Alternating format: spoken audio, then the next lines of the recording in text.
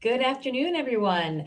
This is Stephanie Garces here back on Pink Mike Legal Confessions, where we're talking really important things today.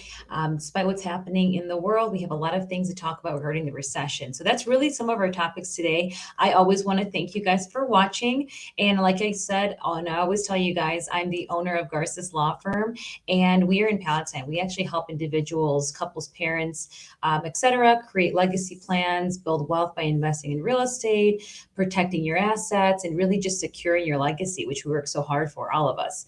So during the times of uncertainty right now and protecting your assets through estate planning during a recession is really our focus today. But I want to just kind of mention to you some of the things that we've been dealing with as a country. Nationwide, as you all know, concerns are historically we say there are historically now high interest rates with regards to mortgages for sure. I mean, people always say, oh, the interest rates are going up, which they are. But there's some speculation about how severe the recession is going to be, especially around all of us. Renters are getting priced out. I know out of certain neighborhoods, things are changing. What used to be affordable and now is completely unaffordable. And property values have skyrocketed during the housing boom, which many experts are predicting are going to drop about 20 to 40% in the next 2 years. I think some of us are seeing it slow down, but there's still a good amount of people selling and buying. Although I think with what the Feds have done with increasing the interest rates, there's been a decrease in the heat of this market. So you're starting to see that, I think, already. But today I wanted to go back to the basics. I wanted to explain to you why protecting your assets with the proper estate plan, specifically with a trust, is so important. And one of my favorite ways to explain this is through our coverage of our topic today. It's going to be estate planning, recession planning. Really, estate planning is recession planning if you really think about it, because we never know what's going to happen with regards to the economy, our jobs, our health. I mean, there's so many things in our life that are unpredictable. So I always love to talk to clients about this, because estate planning is really a way to plan for the future, especially when it comes to a recession. So in today's episode, I'm going to cover why it's critically important to have a trust in place during uncertain times like the ones we're in now, and to encourage everyone to listen and not wait to the last minute to put together your estate plan. There is no reason to wait other than procrastination, which, hey, we're all guilty of procrastination. So I'm not going to pretend I haven't procrastinated. But in this department, it's not something you want to wait on, especially if you have a family, or if you've done really well for yourself and you don't have a family. Think about your assets and everything that you've worked so hard for. So our agenda today, we're going to be diving in to talk about what is a trust and what are the different kinds. I know a lot of people love to throw the word around, but there's so many types of trusts that exist, just so you're aware. They're not just one size fits all. Everyone's situation is different. And depending on what you own, we would basically recommend one trust over another.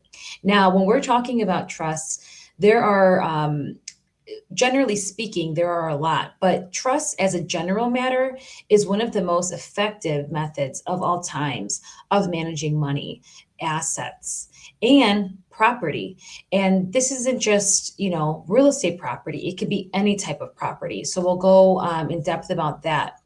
However, just so you're aware, there are different types of trust based on what you want and your needs. I mean, everyone is different, and depending on your family dynamic or even the health concerns one may be facing, there are different types of trusts. There are what's called irrevocable trusts. There are revocable trusts.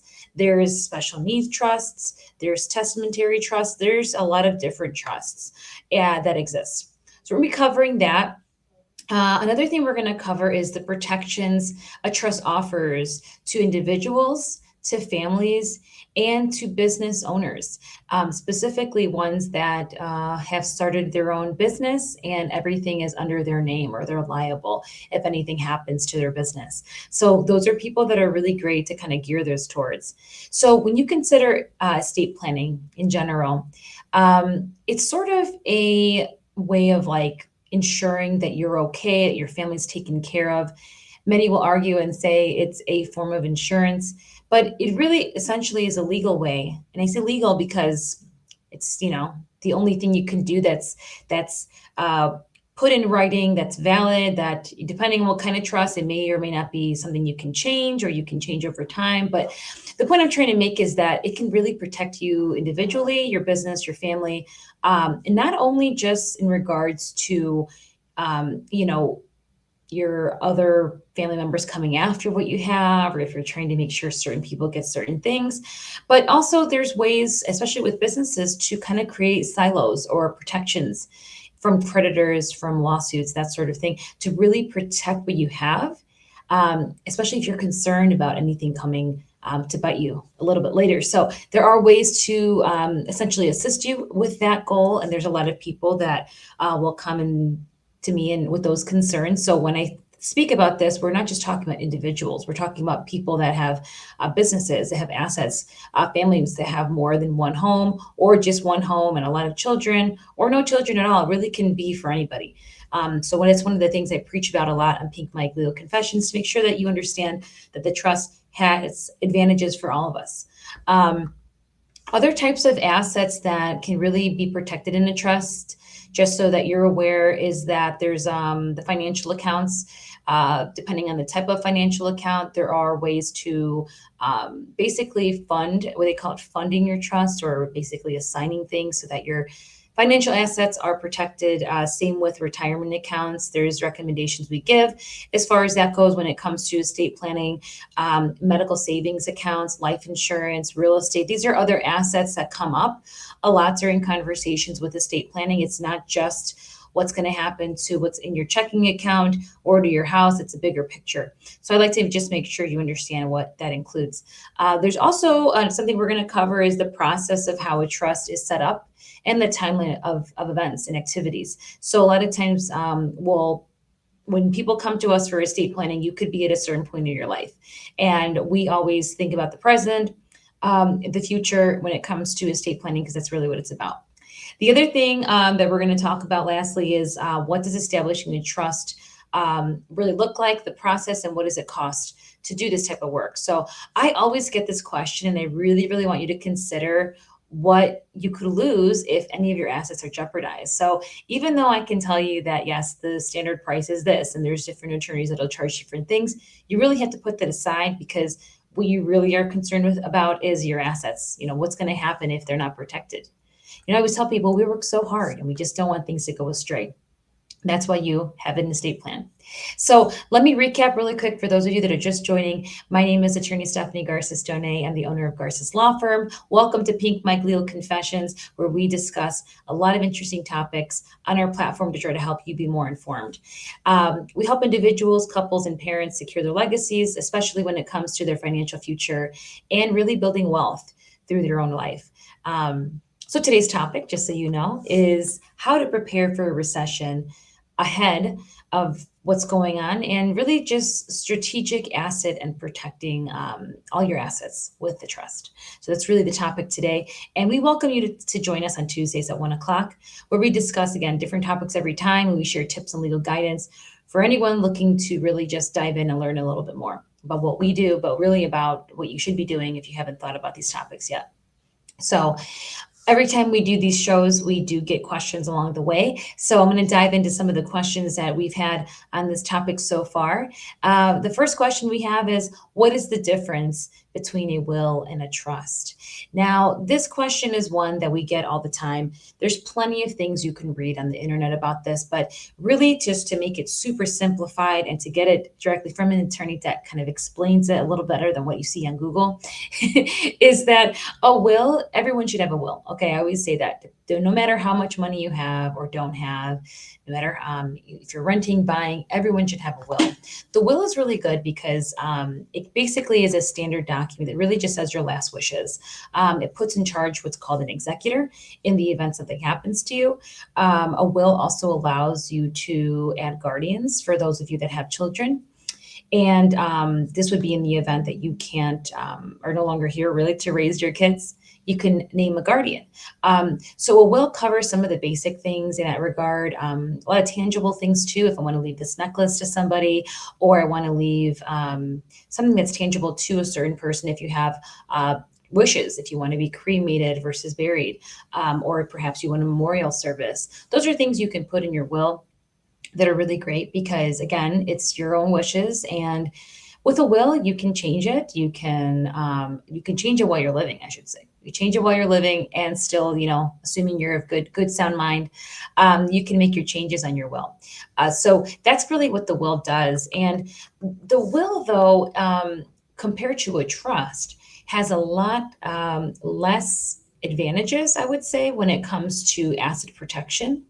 Specifically, with a will, you can name the beneficiaries. You say, leaving this to this person, leaving this to this person. But when we look at the grand scheme of things, there's a lot more advantages to a trust. So really, a trust, there's just different types. And the goal of a trust is that basically it protects more of what you have. And it actually allows for real estate specifically to be named. You can actually name a beneficiary automatically. So in real estate in general, any home that you have, there is no automatic beneficiary. Now, I know what you're thinking. You're probably thinking, okay, but I'm my, mother's daughter or my son's dad. I should have rights to that. We're not disputing that you have rights, but we're talking about transfers.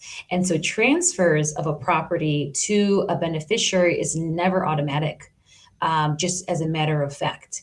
But a trust actually allows you to add the beneficiary to your trust, and that actually allows you to transfer the real estate how you wish. So those are kind of some of the advantages. Another thing we'll talk about a lot is when it comes to a trust actually helps avoid what's called probate.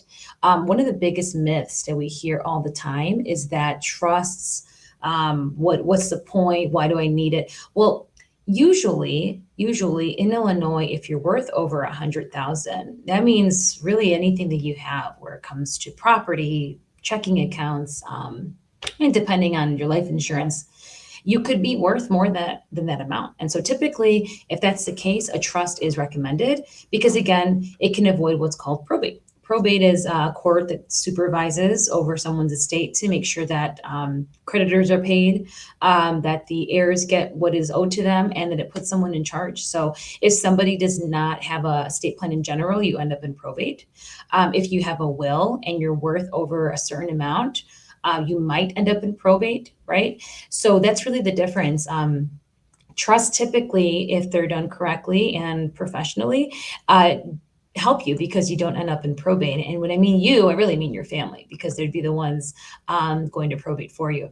Another thing that's different about a trust that's different than a will is that it's completely private. So wills usually become something that is public record. People can look that up because it gets filed with the court. So typically it's not private.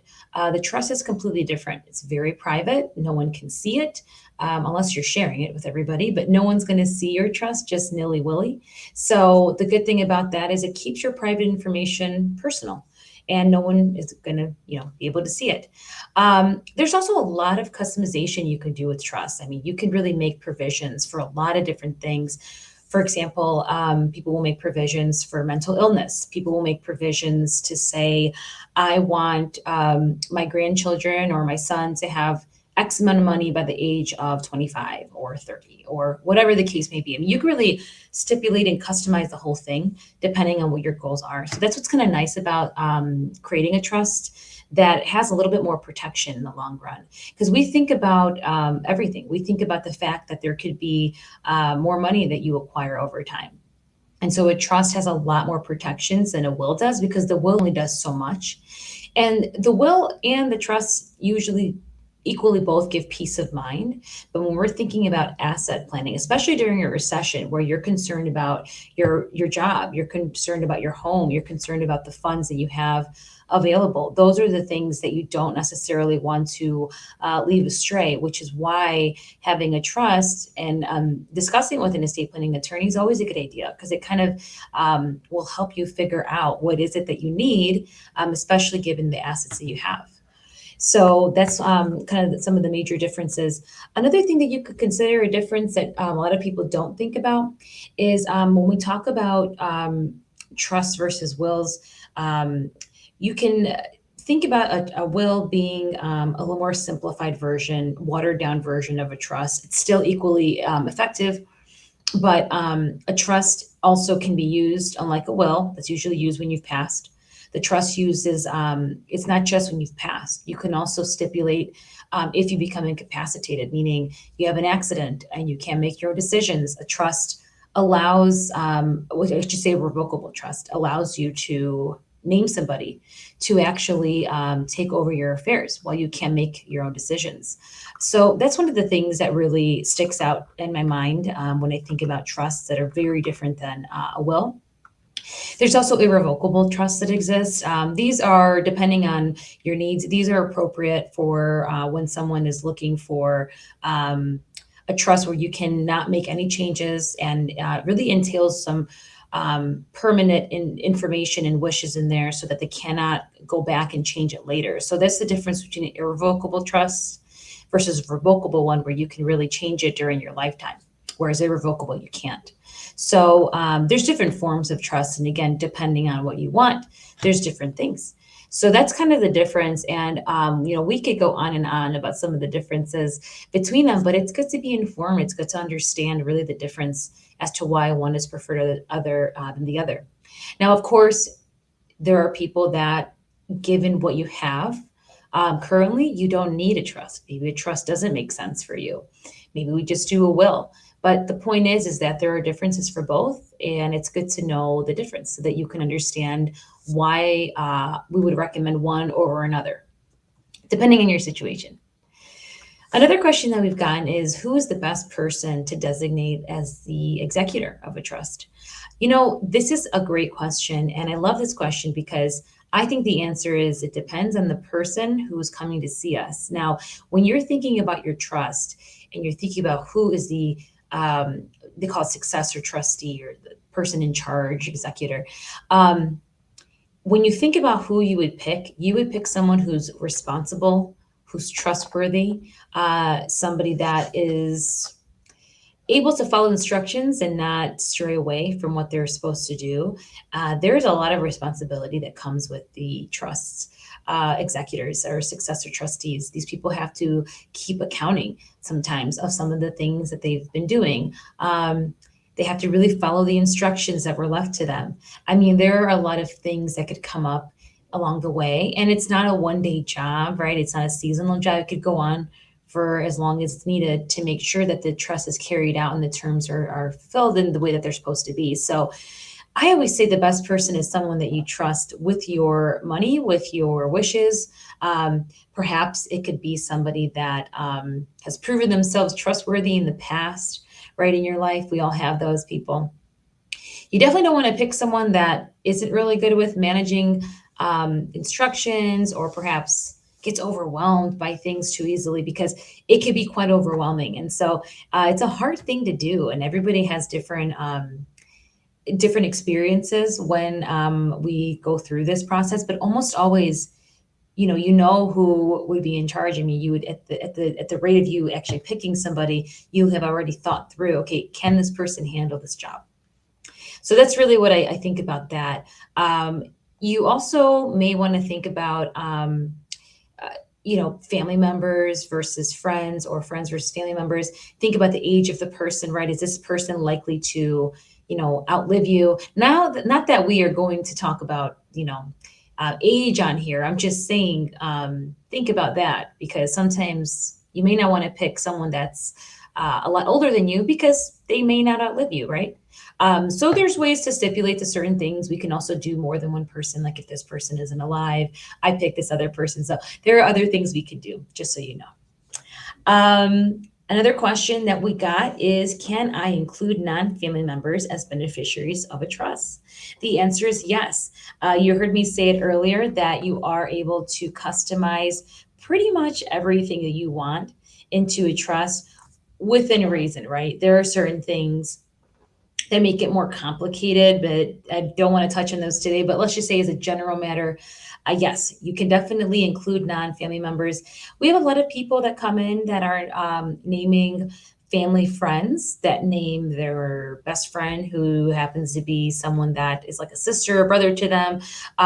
We also have people add their significant others, that they're not family members, but they are their significant others. So we have that. So yeah, you can customize as much as you want. It doesn't mean you can't, if that's the whole point of wanting to go in that direction, so that you can actually customize.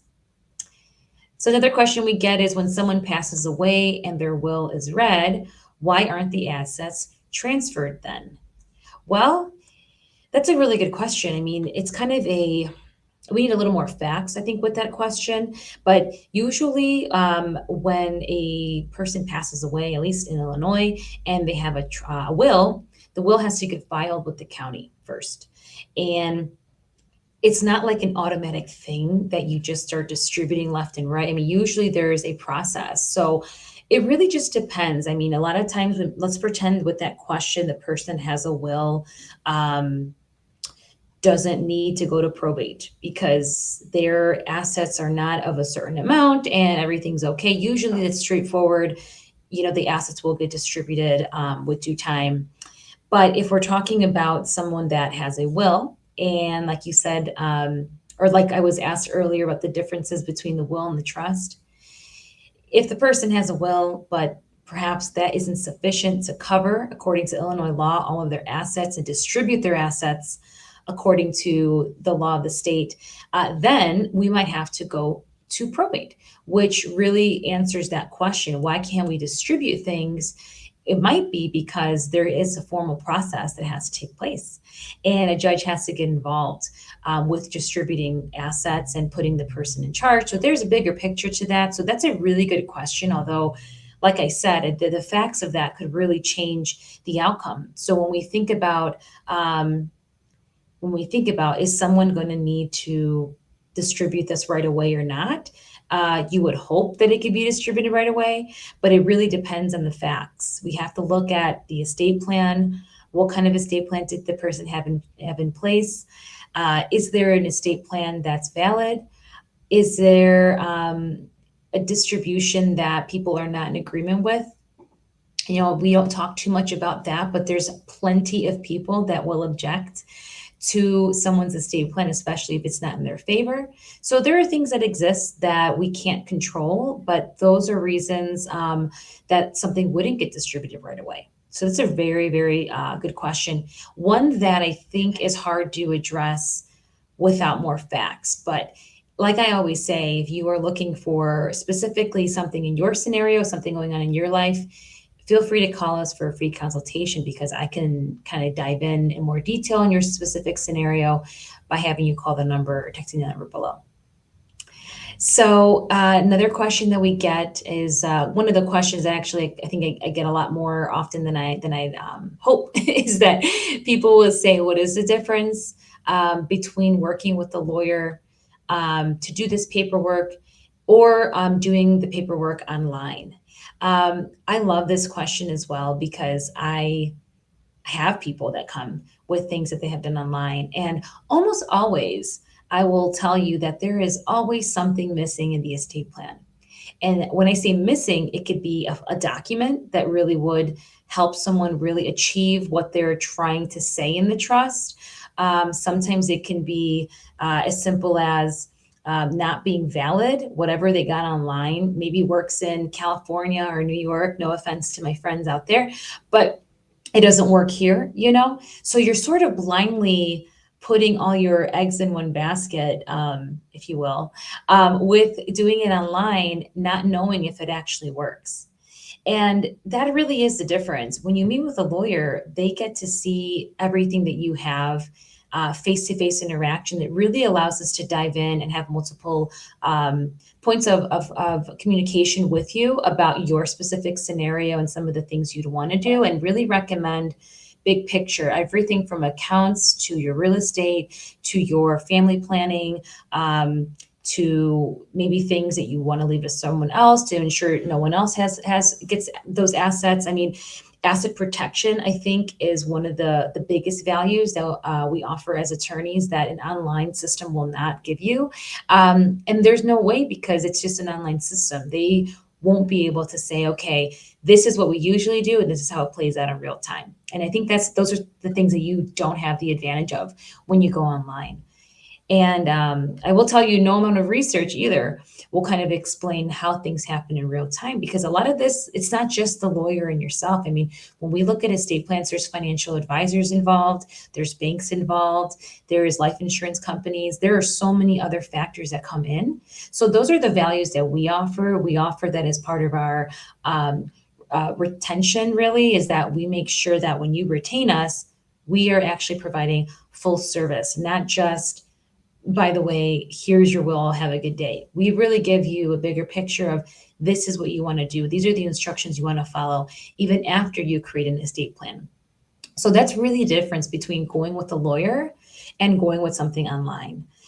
So just something to think about, because I know a lot of people will ask me that question. And by the way, if you're watching this and you're thinking, oh, I went online, or I've been thinking about it, or whatever, we are more than happy to review and kind of talk through what you already have in place, especially if you've got it online. I welcome the challenge, because I like to see what it is that you have, because otherwise I can't tell you if it's a good plan or a bad plan, or maybe it's not even going to work type of plan. So don't feel bad if you've done that. And hey, if you want to go for it, well, I just told you the differences. So that's up to you. It's your assets, right? Another thing is that costs. When we think about costs, a lot of questions is, how much does it cost to work with an estate planning lawyer? And the cost is always a big range, because there is no only a fixed price for this. It really depends on what you need. It could be as simple as $500 for a will, because that's all you need. If you need additional documents, it could be a little bit more. Trusts, really depending on who you go to and what the expertise level is, it could range. It can really range in price. And so I think free consultations is what we offer. I think that's a great way to kind of understand what's included in our pricing. And like I said, price doesn't always, it shouldn't always be the determining factor. You definitely want to go to someone that does this often, not just, on an off season, and actually does this year round. Those are the types of things you want to think about, because cost can really reflect in the quality of what work that you're getting. And I think a lot of attorneys will agree with that. So just something to keep in mind when you're considering costs. One of the questions that I always get, and I love to answer this one because we are still doing virtual. We're still in a COVID world, if you want to call it that. Although I really don't know. But when we talk about appointments, we don't just offer in person. We do virtual. If you want to go in person, you can. You can wear your mask. If you want. If you don't, you can be in your pajamas and hang out at home. Being able to do virtual appointments, to me, is really exciting, because we are able to service people that may also not be able to get to our office physically. We've had plenty of clients that have offered to come in if they're able to, or they can't. And keep in mind, we do have a new office location. The address is below. So if you want to come by for an appointment, we welcome you. If you're not able to, we can definitely do it virtual. So we have definitely different options. They're a free consultation. And if you want to contact me, we do speak English and Spanish. So consultations are offered in both languages, which really is important, so that we can really make sure our services are being provided to not just one sector of the population. We are a bilingual law firm. So hopefully, if that is something you're interested in, we can do the consultation in Spanish or Spanglish for those of you that speak both. I know some people speak both, so happy to do it that way too. If you want to contact me, you can text me or call me at the number below, and we'll set up a consultation for you for free. And yeah, I just think that recession planning is just so interesting, because there's a lot going on. So I'm welcoming everyone that's watching this to make a consultation to discuss or check to see, what do you have in place? Is it up to date? Does it account for some of the things that are happening in our economy and some of the assets you may have acquired over time since you've made your first estate plan, or maybe you never did it? So just something to think about. So, like I said, I always thank you guys anytime that I have these Pink My Glue confessions because you're always watching and paying attention to what's going on. So, I want to thank you all for your excellent questions. And I invite you to meet me here for the next episode of Pink My Glue Confessions, which is at Tuesday at 1 o'clock. Same time, safe place. And as always, please share these recordings with your loved ones, even if they're not interested or I don't have time for that. Everyone has time for a little video. So try to be informed and educate yourselves so that we can make sure to be doing our best work for you. And if you need anything, you can always let us know. So thank you so much again for your time and be well. Take care.